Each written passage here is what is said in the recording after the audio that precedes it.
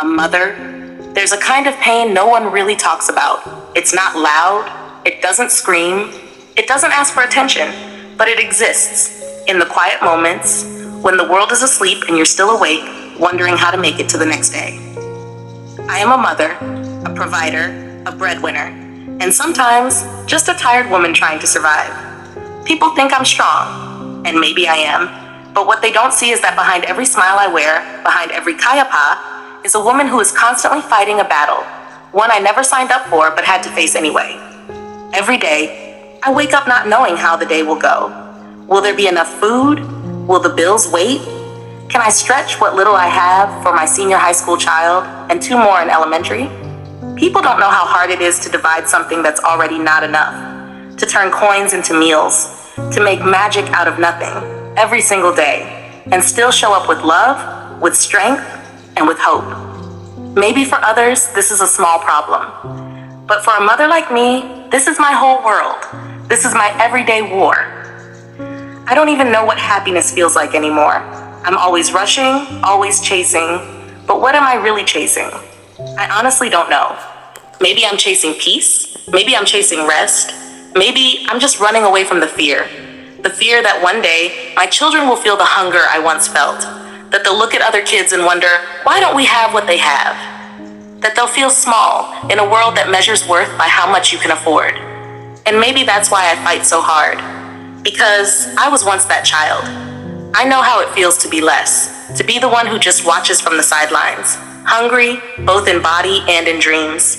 And now that I'm a mother, I'd give everything to protect my children from that kind of pain, even if it means forgetting myself, even if it means breaking quietly every night. There was a time when people used to come to me, asking for help, for support, for a piece of what I had. And I gave, because that's what kind people do. We give, even if it hurts. We give, thinking someday, the good we planted will come back. But now that I'm the one in need, there's silence. The people are gone, and I'm left wondering, was I only useful when I had something to give? It hurts. It really does. Sometimes I feel like I'm begging life just to give me a little air. Not even luxury, just a little breathing room. I find myself crying, silently, not because I'm weak, but because I've held in so much for so long. Because I'm tired of being strong all the time. Because this weight is too much for one woman to carry alone. And yet, I carry it anyway. Because I'm a mother, and mothers don't stop. Even when they want to, even when they're tired, even when they're empty. But here's what I've learned through the storms. Life will break you. But it can also build you. Pain can make you bitter, or it can make you brave. The choice is yours, and I choose to be brave. Because one day, my children will grow.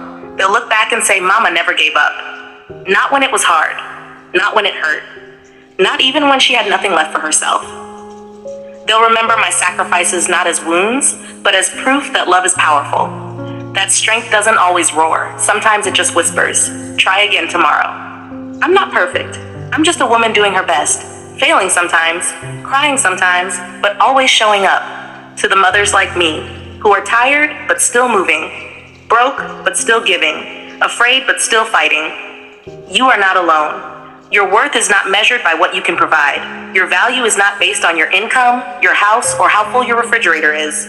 You are worthy, simply because you love. You are powerful, because you never gave up. You are enough, even when you feel empty. And when this season passes, because it will pass, you'll look back and realize that everything you did, every tear you shed, every sacrifice you made, was worth it. Because your children, they'll rise. They'll carry your strength in their bones. They'll remember the kind of woman you were and still are. Not perfect, but fierce, unbreakable, and full of love. So hold on, Mama. Your story isn't over. In fact, it's just beginning. Let